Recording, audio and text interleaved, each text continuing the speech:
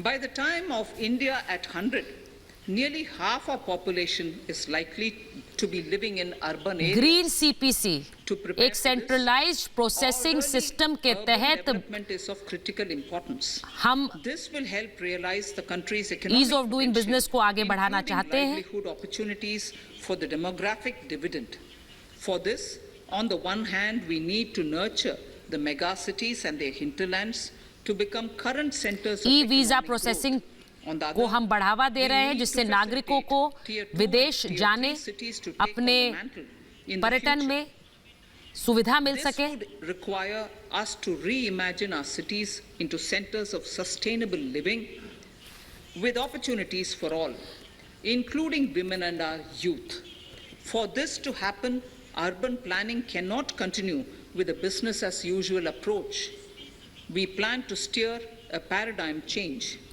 A high-level committee mega city of reputed urban project के planners, पोषण की जरूरत urban है, economists जिससे and शहरी institutions विकास will be को formed बढ़ावा to दिया जा make सके recommendations और on उससे urban sector policies, आजीविका सृजन भी हो capacity सकता building, है, planning, रोजगार सृजन भी हो सकता and है, उसको भी governance. हम बढ़ावा दे रहे हैं।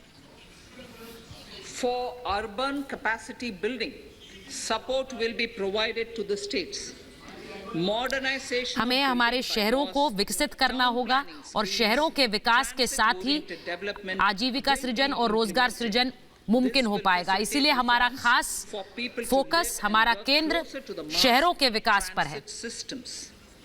The central government's financial support for mass transit शहरी क्षेत्रों में क्षमता विकास के लिए हम खास for formulation of संस्थाओं का सृजन कर रहे हैं। their implementation for facilitating the TOD and TPS by the states. For developing India-specific knowledge. इस कार्यक्रम के तहत अलग-अलग शहरों में जो इंफ्रास्ट्रक्चर है, जो मूलभूत सुविधाएं हैं,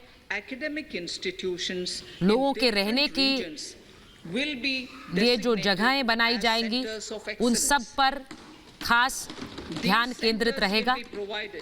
Endowment fund of 250 crore each.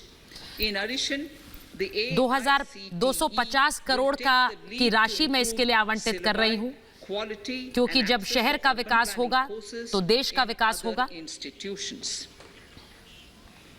We will promote a shift to use of public transport in urban areas.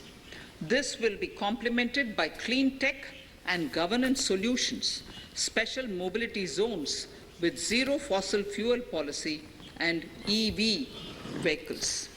हर क्षेत्र में शिक्षा के लिहाज से उत्कृष्टता केंद्रों का सृजन किया जाएगा, उनको बढ़ावा दिया जाएगा और इनके लिए खास राशि आवंटित कर रहे हैं।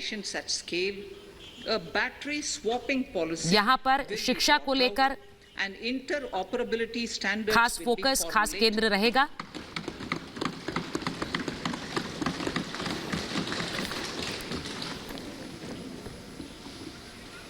The private sector will be encouraged to develop sustainable and innovative business models for battery or energy as a service. This will improve efficiency. अदला बदली नीति की बात मैं कर रही हूँ कि किस तरह से अलग-अलग बैटरी स्टेशंस जहां पर बैटरियों की अदला बदली की जा सके। ये आने वाले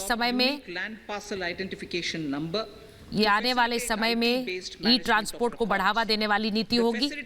For transliteration of land records across any of the Schedule 8 languages will also be rolled out.